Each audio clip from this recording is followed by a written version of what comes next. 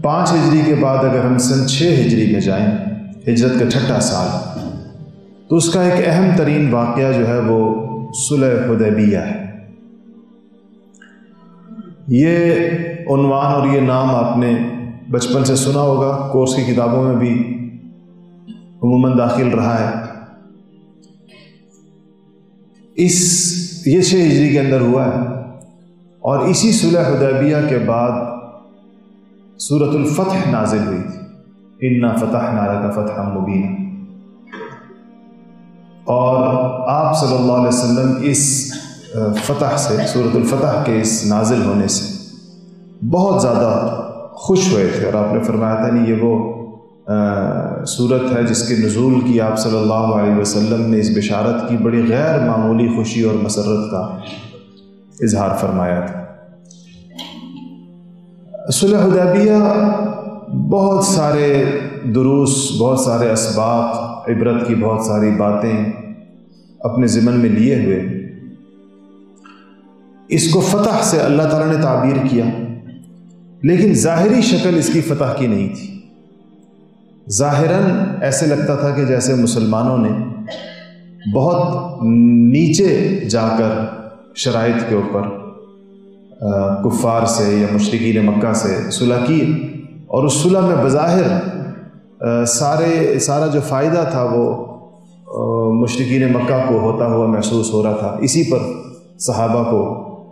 اس کا قلق یا اس کا افسوس بھی تھا، اور اس کا اظہار سیدنا عمر فاروق رضی اللہ تعالیٰ عنہ چونکہ اپنے اظہار میں سب سے زیادہ جری تھے، اس لیے انہوں نے بغیر کسی تعامل کے اس میں اپنا اظہار بھی کیا کہ یہ کیسی فتح ہے، اور یہ کیسا معاہدہ ہے، اور یہ کیسی صلح ہے کہ ہم لوگ کس سطح کے اوپر جا کر ان کے ساتھ اس بات کو کر رہے ہیں۔ نبی کریم صلی اللہ علیہ وسلم نے اس پر صرف اتنا ہی جواب ارشاد فرمایا تھا کہ میں اللہ کا نبی ہوں، اور اللہ کے حکم کے بغیر میں کوئی کام نہیں کر سکتا۔ مطلب یہ جو کچھ ہو رہا ہے یہ اللہ جل شانہ کے جو کچھ ہوا ہے یہ اللہ تعالیٰ کے حکم کے اوپر ہی ہوا۔ اس کا آغاز ایسے ہوا کہ آپ صلی اللہ علیہ وسلم نے خواب دیکھا۔ آپ نے خواب یہ دیکھا کہ آپ اپنے رفقاء اور صحابہ کے ساتھ عمرہ کر رہے ہیں، اور عمرے کے بعد کچھ صحابہ نے اپنے سر منڈوائے ہیں اور کچھ نے اپنے بال چھوٹے کروائے ہیں۔ تو انبیاء علیہ الصلوۃ والسلام کے خواب چونکہ سچے ہوتے ہیں، اور خواب کے ذریعے ان کو احکامات بھی دیے جاتے ہیں، جیسے کہ حضرت سیدنا ابراہیم علیہ السلام کو ان کے صاحبزادے اسماعیل کو ذبح کرنے کا جو حکم تھا وہ بھی خواب میں آیا تھا، انی ارا فی المنام انی اذبحک، کہ بیٹا میں نے خواب میں دیکھا ہے کہ میں تمہیں ذبح کر رہا ہوں۔ تو آپ صلی اللہ علیہ وسلم نے اس خواب کی وجہ سے یہ فیصلہ فرمایا کہ آپ عمرہ کریں گے اپنے جانثاروں کے ساتھ۔ آپ نے جب عمرے کا فیصلہ فرمایا تو تقریباً 1500 صحابہ آپ کے ساتھ تیار ہو گئے۔ ان 1500 صحابہ کے ساتھ آپ نے کوچ فرمایا، اور ذوالحلیفہ جو مدینہ منورہ سے مکہ مکرمہ جاتے ہوئے جو میقات آتا ہے، جہاں سے لوگ احرام باندھتے ہیں، چاہے عمرے کا ہو یا حج کا ہو، اس کو ذوالحلیفہ کہتے ہیں۔ تو آپ نے وہاں سے احرام باندھا، اس لیے ذوالحلیفہ سے احرام باندھنا سنت ہے۔ آج کل بھی جو لوگ جب آپ مدینہ شریف جاتے ہیں، بعض لوگ تو براہ راست مدینہ چلے جاتے ہیں، اور بعض لوگ مکہ مکرمہ سے ہو کر مدینہ جاتے ہیں، پھر مدینہ منورہ سے پھر عمرہ کرتے ہیں۔ تو بہتر طریقہ یہ ہے کہ آپ بے شک احرام کی چادریں وہاں مدینہ منورہ میں ہی باندھ لیں، کیونکہ انسان جو احرام کی حالت میں آتا ہے، محرم جب ہو جاتا ہے انسان، وہ چادریں باندھنے سے نہیں ہوتا، وہ نیت کرنے سے ہوتا ہے۔ چادریں باندھنے کے بعد جب انسان احرام کی نیت کر لیتا ہے تو وہ محرم ہو جاتا ہے۔ صرف چادر باندھنے سے کوئی محرم نہیں ہوتا، احرام کی چادریں پہننے سے۔ تو لوگ یوں کرتے ہیں، اگرچہ وہاں پر بھی اس کا بندوبست ہے کہ آپ وہاں باقاعدہ لباس تبدیل کر سکتے ہیں، لیکن لوگ مدینہ منورہ سے عام طور پر احرام باندھ لیتے ہیں، اور پھر ذوالحلیفہ جو مدینہ سے مکہ جاتے ہوئے رستے میں آتا ہے، شروع کے اندر ہی آ جاتا ہے مدینہ سے نکلتے ہی،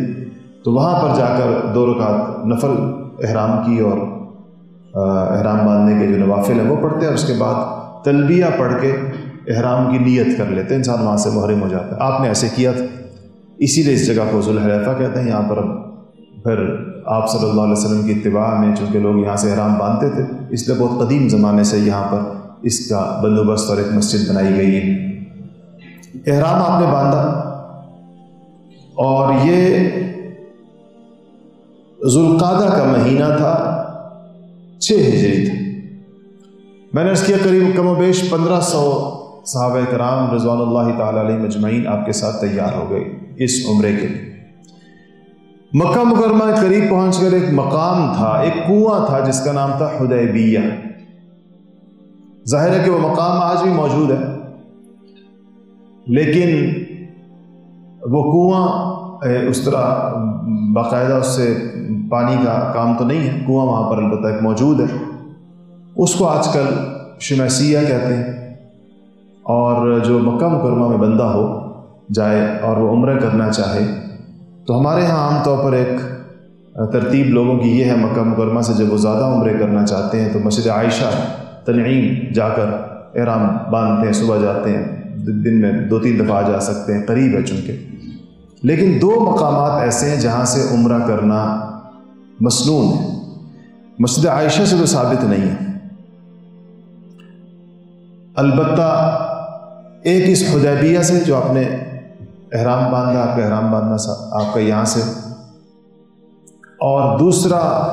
جعرانہ ایک جگہ ہے، وہ بھی مکہ مکرمہ سے 30-35 کلومیٹر کے فاصلے پر ہے، وہاں سے بھی آپ نے احرام باندھا ہے۔ تو ان دونوں جگہوں سے آج بھی جا کر احرام باندھا جا سکتا ہے۔ اہل ذوق اس کا اہتمام کرتے ہیں کہ ایک عمرہ جعرانہ سے ضرور کرتے ہیں اور ایک عمرہ جو ہے وہ شمیسیہ سے، جس کو آج کل یا حدیبیہ سے بھی کرتے ہیں۔ چونکہ جنگ کا ارادہ نہیں تھا، عمرے کی نیت سے آپ گئے تھے، اس لیے جنگی ہتھیار تو ساتھ نہیں لیے گئے تھے، البتہ جو سفر میں جتنا ہتھیار چاہیے ہوتا ہے رستے کے ڈاکوؤں اور لٹیروں سے بچنے کے لیے، وہ ہتھیار صحابہ کے پاس موجود تھے۔ جب آپ وہاں پہنچ کر آپ پہنچ گئے، آپ نے کچھ صحابہ کو بھیجا آگے معلومات کرنے کے لیے، قریش کو خبر تو مل جاتی تھی کیا ان کے ارادے ہیں، کیا ان کے عزائم ہیں، تو آپ کو پتہ چلا کہ قریش نے جنگ کی تیاری شروع کر دی اور انہوں نے یہ عہد کیا کہ نبی کریم صلی اللہ علیہ وسلم کو مکہ مکرمہ میں داخل نہیں ہونے دیں گے۔ اور پھر یہ بھی پتہ چلا کہ حضرت خالد ابن ولید رضی اللہ تعالیٰ عنہ جو اس وقت تک مسلمان نہیں ہوئے تھے، وہ 200 سواروں کا لشکر لے کر غمیم ایک جگہ ہے وہاں پر پہنچ چکے ہیں، آپ کے رستے میں آتا تھا۔ تو یہ حدیبیہ سے پہلے یہ اطلاع آپ کو ملی، اس لیے آپ نے وہ رستہ چھوڑ کر جس میں خالد ابن ولید انتظار میں تھے آپ کے، گویا آپ نے اس کی بجائے ایک اور رستہ لیا اور آپ حدیبیہ پہنچ گئے۔ حدیبیہ پہنچ کر آپ کی جو اونٹنی تھی، مشہور اونٹنی قصوہ جس کا نام تھا، تو اس کو اٹھانے کی، مکہ کی طرف چلانے کی کوشش کی گئی صحابہ نے اس کو، لیکن وہ چل نہیں رہی تھی۔ جب اس کا رخ مکہ کی طرف کیا جاتا تھا تو وہ رک جاتی تھی اور دوسری طرف رخ کرنے تو چلتی تھی۔ تو آپ نے فرمایا کہ یہ اللہ کے حکم سے یہیں پر ٹھہری ہے، اس کا مطلب ہے کہ ہمیں یہاں ٹھہرنا چاہیے۔ وہاں صحابہ پہنچے تو ایک تالاب سا تھا پانی کا، اس میں جو پانی تھا وہ ظاہر ہے 1500 افراد وہاں پہنچے تو پانی ختم ہو گیا، اور صحابہ آپ کے پاس آئے کہ یا رسول اللہ جس تالاب سے ہم پانی لے رہے تھے وہ خشک ہو گیا۔ تو آپ نے اپنا نیزہ مبارک لے جا کر اس تالاب کے اندر گاڑا، اور جیسے ہی آپ نے اپنا نیزہ گاڑا تو اس میں سے تیزی کے ساتھ، جوش کے ساتھ پانی ابلنے لگا۔ اور صحابہ کہتے ہیں، حضرت جابر کی روایت ہے، کہتے ہیں کہ ہم تو 1500 لوگ تھے، وہ اتنا پانی نکلا کہ اگر ہم 1.5 لاکھ لوگ بھی ہوتے تو سیراب ہو جاتے اس پانی سے، نبی کریم صلی اللہ علیہ وسلم کی صحبت سے۔ یہاں سے آپ نے پھر ایک صحابی کو، حضرت خراش کو بھیجا کہ وہ جائیں اور جا کر اہل مکہ کے ساتھ بات کریں، ان کو بتائیں کہ ہم عمرے کے لیے آئے ہیں، جنگ کے لیے نہیں آئے ہیں، ہمیں عمرہ کرنے دیں، عمرہ کر کے واپس چلے جائیں گے۔ تو وہ جب وہاں پر گئے تو قریش نے ان کے ساتھ کوئی اچھا سلوک نہیں کیا، ان کا اونٹ بھی ذبح کر دیا جس پر وہ گئے تھے، اور ان کو بھی ایسا نقصان پہنچانے کے درپے ہو گئے۔ بعض لوگ قتل کی بات کر رہے ہیں، بعض کسی بات کی بڑی مشکل سے سمجھدار لوگوں نے بیچ میں پڑھ کر ان سے کہا کہ یہ سفیر ہیں اور سفیروں کو قتل کرنا عربوں کا دستور نہیں ہے، اس لیے ان کو واپس جانے دیا جائے۔ اور وہ واپس پیغام لے کر آئے کہ قریش جو ہیں وہ آپ کو کسی صورت مکہ میں داخل ہونے کی اجازت دینے پر تیار نہیں ہے۔ پھر آپ نے اپنے صحابہ میں سے سیدنا عمر فاروق رضی اللہ تعالیٰ عنہ کی طرف دیکھا اور ان سے کہا کہ اب کسی اور کو بھیجنا چاہا، تو عمر فاروق سے مشورتاً آپ نے پوچھا کہ اگر ان کو بھیجا جائے، تو عمر فاروق نے فرمایا کہ یا رسول اللہ، میرا ایسا کوئی بندہ موجود نہیں ہے مکہ مکرمہ میں جو اگر وہ لوگ مجھے کوئی نقصان پہنچانے پر تل جائیں تو ان کے لیے رکاوٹ بن جائے یا ان کے سامنے کھڑا ہو جائے۔ میرے ایسے مراسم تعلقات یا میرے قبیلے کے کوئی ایسے لوگ اب قریش کے مکہ کے اندر باقی نہیں ہیں۔ البتہ یہ حیثیت سیدنا عثمان غنی رضی اللہ تعالیٰ عنہ کی ضرور ہے کہ اگر وہ مدینہ مکہ مکرمہ بھیج دیے جائیں تو ایک تو ان کا قبیلہ یعنی بنو امیہ کے بڑے بڑے لوگ ابھی مسلمان نہیں ہوئے، جیسے کہ حضرت سیدنا ابو سفیان رضی اللہ تعالیٰ عنہ اس وقت تک مسلمان نہیں ہوئے تھے، اور بھی بنو امیہ کے لوگ تھے۔ کہ ان کا قبیلہ بڑا ہے اور اس کے بڑے بڑے لوگ مکہ کے اندر موجود ہیں، سیدنا عثمان کو آسانی کے ساتھ کوئی نقصان نہیں پہنچائے گا۔ اور ایک دوسری وجہ یہ تھی کہ عثمان غنی چونکہ اپنے ہر دور کے اندر لوگوں کے اوپر اپنے لطف و کرم اور مہربانی کی وجہ سے ان کے لوگ ممنون احسان بہت زیادہ تھے، لوگوں پر احسانات کیے ہوئے تھے، کسی کا کوئی کچھ غلام تھے جن کو آزاد کیا تھا، کسی کو قرضے دیے تھے، کسی کو پیسے دیے تھے، کسی کو ویسے ہی ان کی جانب سے ان کا غنا تو مشہور ہے عثمان غنی رضی اللہ تعالیٰ عنہ۔ آپ صلی اللہ علیہ وسلم نے اس مشورے کو پسند فرمایا کہ اس کے لیے زیادہ مناسب صحابی جو ہیں وہ حضرت عثمان غنی۔ چنانچہ سیدنا عثمان غنی رضی اللہ تعالیٰ عنہ کو روانہ کیا گیا اور وہ وہاں پہنچے، اور واقعی حضرت عثمان غنی کے ساتھ وہاں کسی نے زیادہ کوئی بدسلوکی نہیں کی، بلکہ قریش نے تو عثمان غنی سے یہ کہا کہ آپ حضور صلی اللہ علیہ وسلم کو تو ہم اجازت نہیں دے سکتے مکہ مکرمہ میں داخل ہونے کی اور عمرہ کرنے کی، لیکن آپ چونکہ آ گئے ہیں تو آپ احرام بھی باندھا ہوا ہے، نیت بھی کی ہوئی ہے، تو آپ عمرہ کر لیں، اپنا آپ طواف کر لیں۔ سیدنا عثمان غنی رضی اللہ تعالیٰ عنہ نے کہا کہ کیسے ہو سکتا ہے کہ رسول اللہ صلی اللہ علیہ وسلم احرام باندھ کر عمرے کے انتظار میں ہوں اور میں ان سے پہلے عمرہ کر لوں۔ عثمان غنی رضی اللہ تعالیٰ عنہ نے عمرہ ان کے کہنے کے باوجود اس پیشکش سے فائدہ نہیں اٹھایا۔ سیدنا عثمان غنی رضی اللہ تعالیٰ عنہ کو انہوں نے کچھ روک لیا اور واپسی کے اندر کچھ تاخیر ہوئی، اور یہ افواہ اڑی کہ عثمان غنی رضی اللہ تعالیٰ عنہ کو شہید کر دیا گیا۔ اس خبر پر نبی کریم صلی اللہ علیہ وسلم نے وہ بیعت لی صحابہ سے کیکر کے درخت کے نیچے حدیبیہ کے مقام پر، جو اللہ جل شانہ کو اتنی پسند آئی کہ اس بیعت کو بیعت رضوان کہتے ہیں۔ اور یہ جو میں نے ابھی آپ کے سامنے آیتیں پڑھی قرآن پاک کی، وہ اسی بیعت کے ساتھ ہے۔ لقد رضی اللہ عن المؤمنین اذ یبایعونک تحت الشجرہ فعلم ما فی قلوبہم فانزل السکینۃ علیہم واثابہم فتحا قریبا ومغانم کثیرۃ یأخذونها وکان اللہ عزیزا حکیما۔ اللہ راضی ہوا ان لوگوں سے، لقد رضی اللہ عن المؤمنین، اللہ ان مومنوں سے راضی ہوا جنہوں نے آپ کے ہاتھ پر درخت کے نیچے بیعت کی۔ اللہ نے اپنی رضامندی کا سرٹیفکیٹ ان کو عطا کیا، اور اللہ جانتا ہے کہ اس وقت ان کے دلوں کے اندر کیا ہے۔ علم اللہ فعلم ما فی قلوبہم۔ وہ ایک صحابی جو سب سے پہلے جنہوں نے بیعت کی تھی، وہ جب آگے ہوئے بیعت کرنے کے لیے تو انہوں نے کہا کہ حضور اکرم صلی اللہ علیہ وسلم سے، ابو سنان نام تھا ان کا، اسد، انہوں نے کہا کہ یا رسول اللہ میں بیعت کرتا ہوں، سب اپنا ہاتھ دیجئے، میں آپ کے ہاتھ پر بیعت کرتا ہوں۔ تو حضور نے فرمایا کہ ابو سنان تو کس چیز پر بیعت کرتا ہے؟ بیعت کسی عقد پر ہوتی، کسی معاہدے پر ہوتی، کس چیز پر بیعت کرتا ہے؟ تو ابو سنان نے کہا کہ میں اس چیز پر بیعت کرتا ہوں جو میرے دل میں ہے۔ حضور اکرم صلی اللہ علیہ وسلم نے پوچھا کہ ابو سنان تیرے دل میں کیا ہے؟ تو انہوں نے کہا کہ میرے دل میں یہ ہے کہ یا رسول اللہ، میں اس وقت تک تلوار چلاتا رہوں گا جب تک آپ کا لایا ہوا دین اللہ تعالیٰ سارے عالم کے اوپر غالب نہ کر دے، آپ کے دین کو اللہ غلبہ نصیب فرما دے، یا میں اس راہ کے اندر پھر مارا جاؤں یا میں شہید کیا جاؤں، اس پر میں آپ کے ہاتھ پہ بیعت کرتا ہوں۔ اس کو بیعت علی الجہاد، بیعت علی الموت، یہ سب کچھ کہا جاتا ہے۔ تو اللہ جل شانہ نے فرمایا کہ اللہ جانتا ہے، انہوں نے کہا کہ میں بیعت کرتا ہوں اس بات پر جو میرے دل کے اندر ہے، تو اللہ نے فرمایا کہ فعلم اللہ ما فی قلوبہم، اللہ جانتا ہے کہ ان کے دلوں کے اندر کیا ہے، یعنی اللہ تعالیٰ ان کے اخلاص کو اور اللہ جل شانہ ان کی وفاداری کو اور اللہ پاک ان کی جانثاری کو اللہ جل شانہ اس کو جانتا ہے۔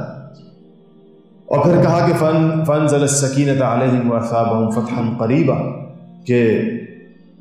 اللہ کو خوب معلوم ہے، اللہ تعالیٰ نے ان پر اپنی خاص سکینت اور اطمینان کو اتار دیا، اور انعام میں ان کو اللہ پاک نے فتحا قریبا، ایک عنقریب ایک فتح جو ان کا مقدر بننے والی ہے، وہ اللہ تعالیٰ کی طرف سے انعام۔ اچھا، پھر صحابہ نے بیعت کی، ابو سنان الاسدی کے بعد باقی لوگوں نے سب نے بیعت کی، اور نبی کریم صلی اللہ علیہ وسلم نے اپنے بائیں ہاتھ کو عثمان غنی کا ہاتھ قرار دے کر اپنے دائیں ہاتھ پر عثمان کی طرف سے بیعت کی۔ اور سیدنا عثمان غنی رضی اللہ تعالیٰ عنہ فرماتے تھے کہ اگر میں خود ہوتا اور میں اپنے دائیں ہاتھ سے حضور سے بیعت کرتا، ظاہر بات ہے بیعت میں دائیں ہاتھ آگے بڑھایا جاتا ہے، بایاں اوپر رکھا جاتا ہے، تو کہا کہ میرے دائیں ہاتھ سے نبی کریم صلی اللہ علیہ وسلم کا بایاں ہاتھ 1000 درجے مبارک ہے کہ میری طرف سے نبی کریم صلی اللہ علیہ وسلم نے بیعت فرمائی۔ یہ بھی عثمان غنی کا وہ نرالا اعزاز ہے جس میں کوئی صحابی ان کا شریک نہیں ہے، جیسے کہ ان کا ایک یہ اعزاز ہے کہ نبی کریم صلی اللہ علیہ وسلم کی 2 صاحبزادیاں ان کے عقد کے اندر، ان کے نکاح کے اندر یک کے بعد دیگریں آئیں۔ اس اعزاز میں روئے زمین کا کوئی انسان، عثمان غنی کے علاوہ بھی کوئی شخص دنیا میں ایسا نہیں ہے جس نے کسی پیغمبر کی 2 بیٹیوں سے شادی کی۔ یہ واحد اور نرالا اعزاز ہے عثمان غنی رضی اللہ تعالیٰ عنہ کا، ذو النورین کہلاتے ہیں اس کی وجہ سے۔ تو آپ نے یہ بیعت کی، اس کے بعد اطلاع ملی، اس بات کا پتہ چلا کہ یعنی سے اطلاع مل گئی تھی کہ عثمان غنی زندہ ہیں۔ اب جب ان کو قریش کو یہ اطلاع ملی کہ صحابہ نے بیعت علی الموت کر لی رسول اللہ کے ہاتھ پر، یعنی کہ اب ہم لڑیں گے اور موت سے کم پہلے راضی نہیں ہوں گے، موت سے پہلے کہیں بھاگیں گے نہیں، جب یہ بات قریش کو پتہ چلی تو ان کا کچھ مورائل ڈاؤن ہو گیا، اور انہوں نے سوچا کہ اب کچھ بات چیت کی جائے۔ تو اور جو لوگ تھے مکہ مکرمہ میں قریش کے علاوہ اور قبائل بھی تھے، جس طرح بنو خزاعہ تھے، حبشی قبیلہ وہاں کے کچھ لوگ تھے، تو کچھ لوگوں کو یک کے بعد دیگرے بھیجا گیا۔ اس میں بنو خزاعہ حلیف تھے مسلمانوں کے لیے ان کے دل میں ایک ہمدردی تھی، تو ان کے جو سردار تھے بدیل ابن ورقہ، وہ آئے قریش کی طرف سے بات چیت کرنے کے لیے۔ مسلمان نہیں تھے،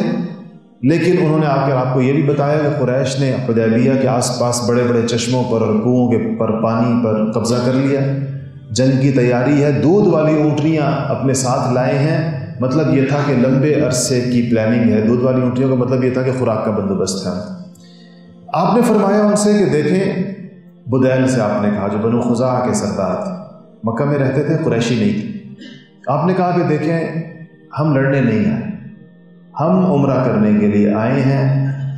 قریش کو میری طرف سے یہ پیشکش کریں کہ پچھلی لڑائیوں نے قریش کو کمزور کر دیا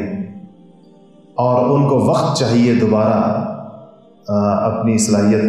دوبارہ برقرار رکھنے کے لیے، تو میرے ساتھ ایک معاہدہ کر لیں، اس معاہدے کے دوران قریش کی اور ہماری جنگ نہیں ہوگی، میں باقی عرب کے ساتھ مجھے چھوڑ دیں، باقی عرب باقی جو دنیا ہے، اگر میں نے سب پر فتح حاصل کر لی، اللہ پاک نے فتح دے دی، تو یہ قریش کی بھی عزت ہوگی، قریش کے لیے بھی ایک ظاہر ہے میں ان کا چچا کا بیٹا ہوں،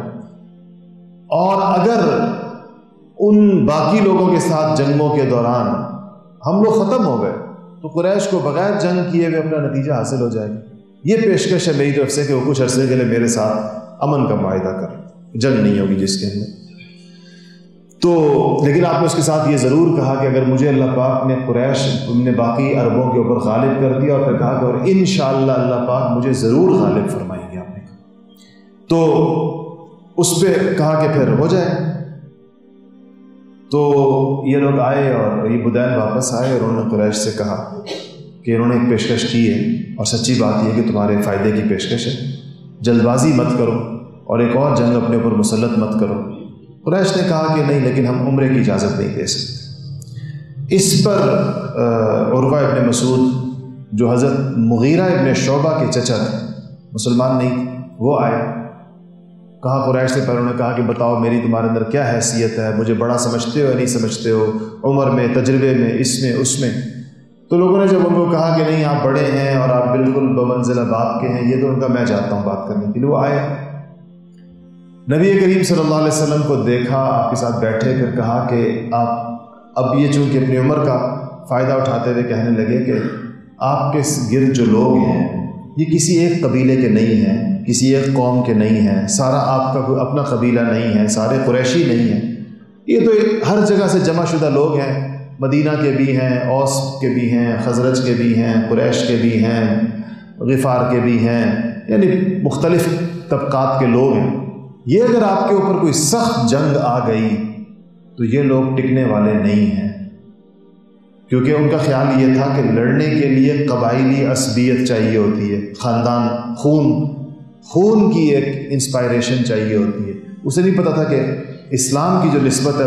وہ کیسے کیسے کارنامے اس سے انجام پذیر ہوتے ہیں۔ تو اسے خیال یہ تھا کہ ایک ایسے لوگ جن کے قبائل مختلف ہیں، جن کی بلڈ لائن الگ الگ ہے، وہ کس بنیاد کے اوپر دلیری اور جانثاری کے ساتھ لڑیں گے؟ جب اس نے یہ کہا کہ یہ لوگ آپ تتر بتر ہو جائیں گے، آپ پر جنگ آئی تو یہ بھاگ جائیں گے، تو حضرت بکر صدیق رضی اللہ تعالیٰ عنہ نے اس کو ایک گالی دے کر کہا کہ بکو مت، کیا تمہیں ہم لوگ ایسے نظر آتے ہیں جو رسول اللہ کو چھوڑ کے بھاگ جائیں گے؟ تو چونکہ انہوں نے وہ پہنا ہوا تھا، خود پہنا ہوا تھا، تو اس نے پہچانا نہیں۔ اس نے پوچھا یہ کون ہے جس نے مجھے کہا ہے؟ تو کہا کہ یہ ابو بکر صدیق۔